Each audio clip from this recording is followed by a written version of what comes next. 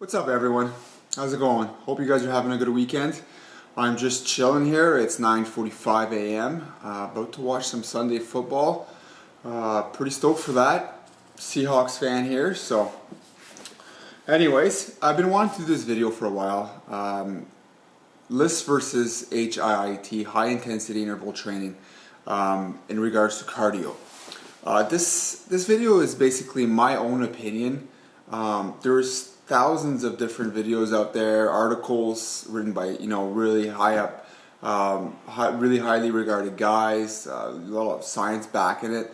What I want to do today is just show you where I come from, what I think is optimal, and you guys can make your own decisions from there. Okay, so what we're going to do is go through the LISS side of things, the pros and cons, the interval side of things, pros and cons, and then I'll just give you a general outlook of how I like to go about each one. Alright? Alright guys, so LISS, low intensity steady state cardio. I think I'm a big fan of LISS. I know a lot of guys are not. They think that it can harm your metabolism, which it can if you do not have, if you don't train. Let's say you don't train at all, no heavy weights, no weights whatsoever, and all you do is low intensity steady state cardio, then for sure it can definitely impact on your metabolism. If you're doing weights and you're working hard and you're busting your ass in the gym, then LISS is not going to affect your metabolism at all. Eric Helms has said this in several videos that LISS doesn't hurt your metabolism if you train hard, as training itself is interval training. You're training extremely hard for 10 to 15 second burst. You're taking 30 to 90 seconds off, and you're doing it over again. Essentially that is intervals. So do not be afraid to do some LISS because you've heard things in the past, or you heard some videos come out recently saying, it can affect your metabolism and stuff like that. It can, but it's very hard to if you're training with weights. The pros of LISS, in my opinion, are it's very easy. It's not very stressing on your body. It's easy on your central nervous system. You can recover from it very easily. I mean, there's not much mechanics involved. There's no risk of injury, right? You go on a treadmill, set it up for 30 to 45 minutes, and there you go. Watch YouTube videos is what I like to do, and get it done. It's good in terms of you can track the amount of calories you're doing. When it comes to cutting, dieting, the whole point is to be in a calorie deficit. So tracking your cardio is a very good way of doing that. If your deficit is 2,000 and your cardio is 500 a week, then that's 1,500, right? So you can go from there and figure out what you need. That's probably better for a girl, obviously, but that's kind of the pros for LISS. The main one, I think, is it's very easy and it's just really good. It doesn't affect your metabolism at all. You can do it day in, day out, and it's not really going to impact your recovery for the next workout. The cons, in my opinion, is that it takes a lot of time. It is boring as hell.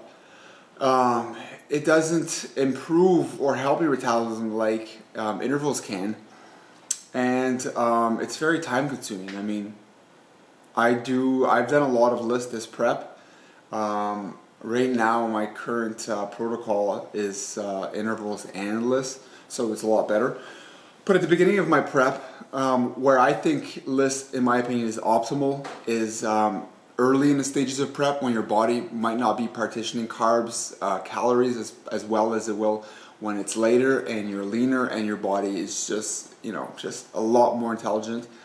And don't get me wrong, beginning of prep, beginning of dieting, I would say 15% body fat or more, 13 to 16% body fat, LISS is excellent at the beginning of stages. If you're starting your prep or your diet fairly lean, you might want to just implement intervals right away.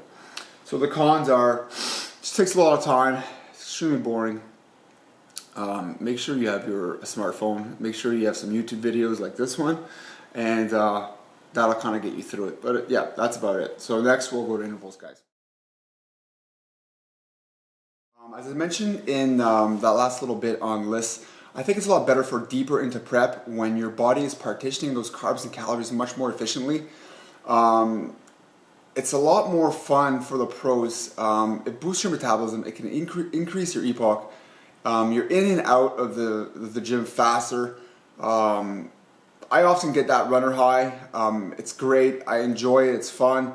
It improves your cardiovascular system, which is extremely important. I know a lot of people don't even focus on that when they're lifting weights, but it's good to have a good cardiovascular system.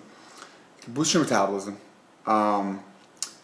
Some of the cons is a lot harder on the CNS. I would say that's a major strike against it. It takes more time to recover. The maximum that you can do it is probably 2 to 3 times a week, as opposed to LISS. You can do it 7 times a week if you want.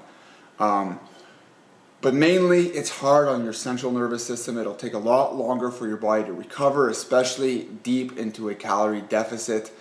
That's the major knock against it. But it's great for muscle retention, for getting in, busting your ass. I especially like to use it after a leg day.